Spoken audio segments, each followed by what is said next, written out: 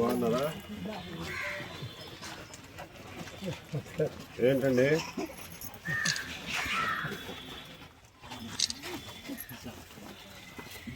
ఇందుకే బాబాయ్ గారు ఎలా ఉన్నారు?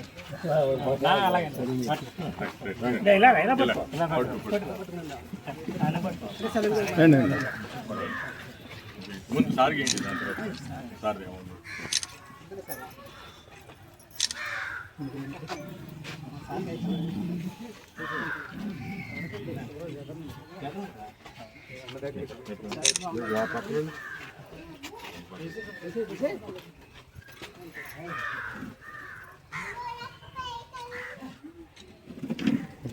ఓకే సార్ ఎవరు లైట్ ఉంటుంది చూడు బ్యాటరీ లైట్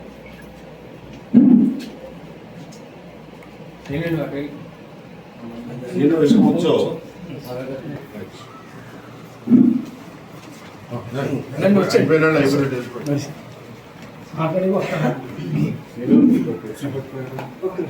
అంటే మంచం తెచ్చి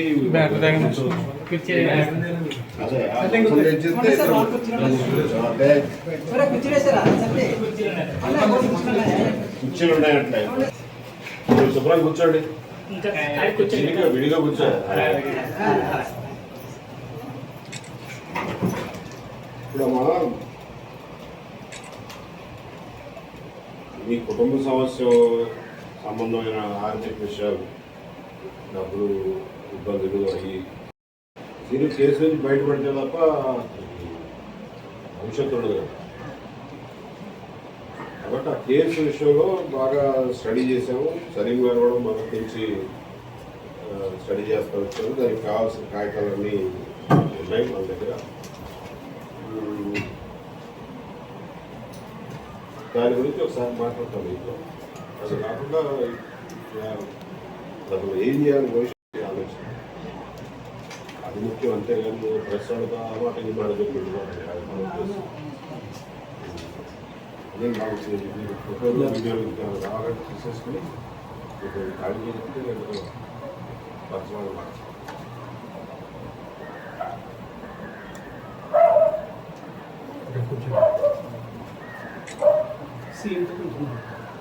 ఓకే.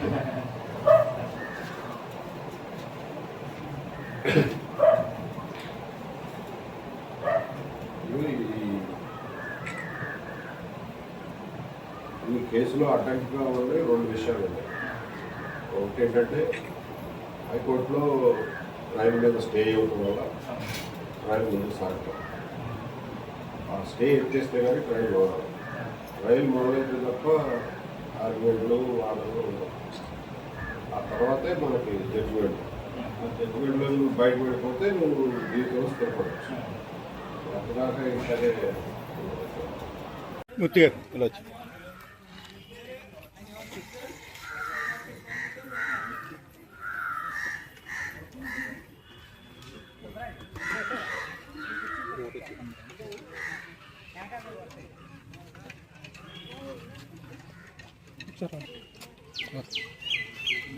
జనపల్లి శ్రీనివాసు పేరు ఈ పాటికి రాష్ట్రంలో అందరూ వినే ఉంటారు.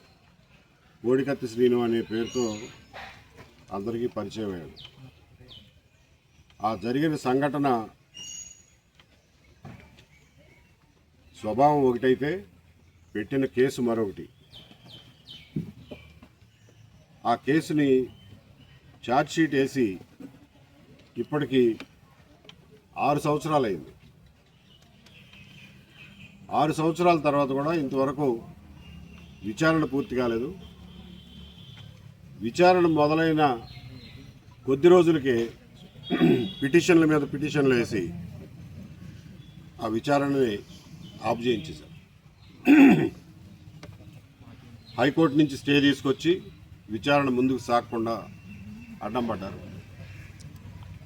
ముందు విజయవాడ కోర్టులో విచారణ మొదలైనాక మళ్ళా కోర్టును మార్చి విశాఖపట్నం కోర్టుకి తీసుకుపోయారు. అక్కడ కూడా విచారణ ఇంతవరకు మొదలు కాకుండా అసలు విశాఖపట్నం కోర్టు విచారణ స్టార్టే చేయకుండా హైకోర్టుకి వెళ్ళి స్టే తీసుకొచ్చారు.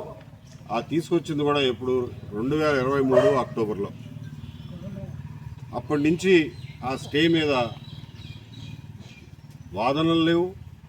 ఎన్ఐఏ వాళ్ళు కౌంటర్ వేశారు. అయినా కానీ ఆ కేసు ఇంకా హైకోర్టులోనే పెండింగ్ ఉండి తేలకుండా ఉంది.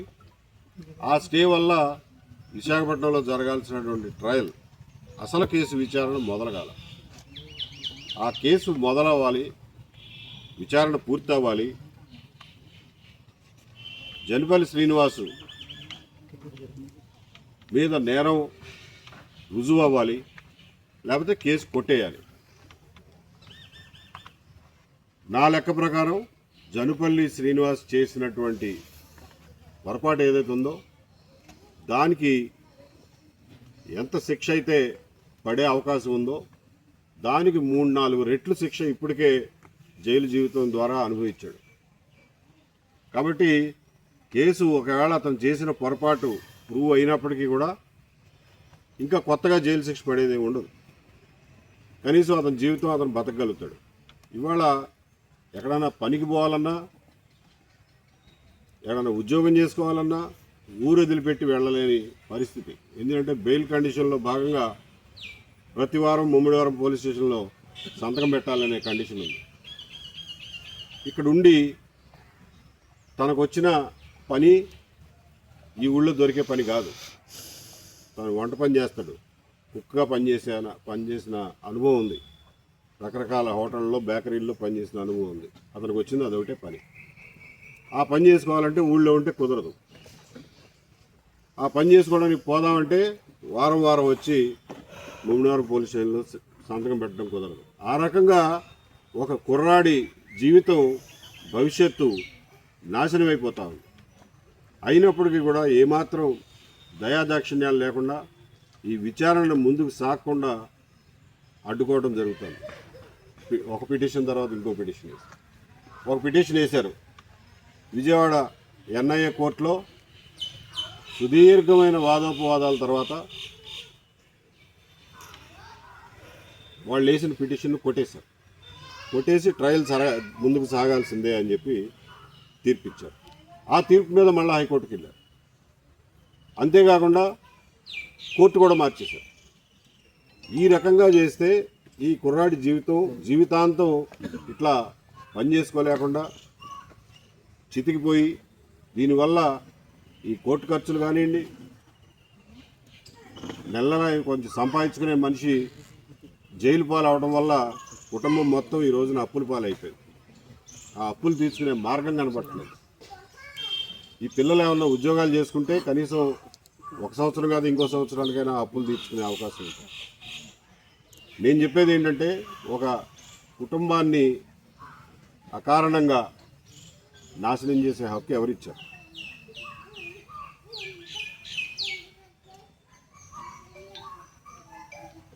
నా దగ్గర డబ్బులు ఉన్నాయి, లాయర్లు పెట్టి కేసు ముందుకు వెళ్లకుండా అడ్డుకోగలం అన్న ఒకే ఒక కారణం తప్పించి ఈ కేసు విచారణ ఆపడానికి ఏ కారణాలు లేవు. దానికి సంబంధించినటువంటి కాగితాలన్నీ నేను ఈ రోజున మీడియా వారితో కూడా పంచుకుంటాను. మీరే చూడండి ఆ కేసులో ఏముందో ఏమి లేదో, ఎన్ని అబద్ధాలు చెప్పారో, ఎన్ని అబద్ధాలు రాశారో ఇవన్నీ కూడా మళ్ళీ మీరు ఈ కాగితాలు తీసిన తర్వాత మీరు అడిగే ప్రశ్నలకు సమాధానాల ద్వారా అది ఎక్స్ప్లెయిన్ చేయడానికి ట్రై చేస్తాను. నేను ఈ రోజున వచ్చింది ఎందుకంటే, ముఖ్యంగా జగన్మోహన్ రెడ్డి గారి బాధితుల్లో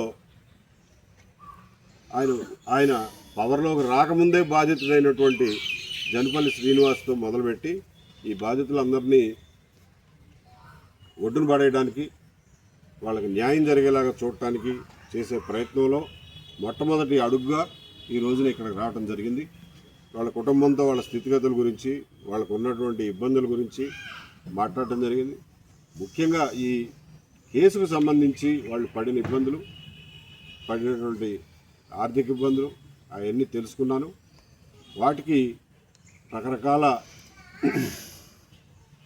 ఏరియాల్లో నాతో పాటు సలీం గారు, లాయర్ గారు గత 6 ఏళ్లుగా శ్రీనివాస్కి ఉచితంగా న్యాయ సహాయం అందిస్తూ ఎంతో కుటుంబానికి కూడా చేదోడు వాదోడుగా ఉన్నారు.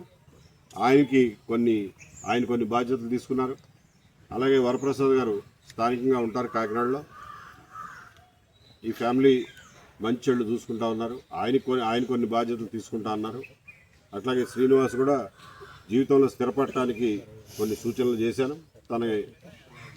వాటిని అమలుపరిచే బాధ్యత అతని మీద పెట్టాం. ఈ రకంగా ముందు అకారణంగా బలైపోయినటువంటి ఈ దళిత కుటుంబాన్ని బయటపడేయాలన్న ఉద్దేశంతో ఈ రోజు నుంచి ఈ కార్యక్రమం మొదలెట్టాను. ఇందులో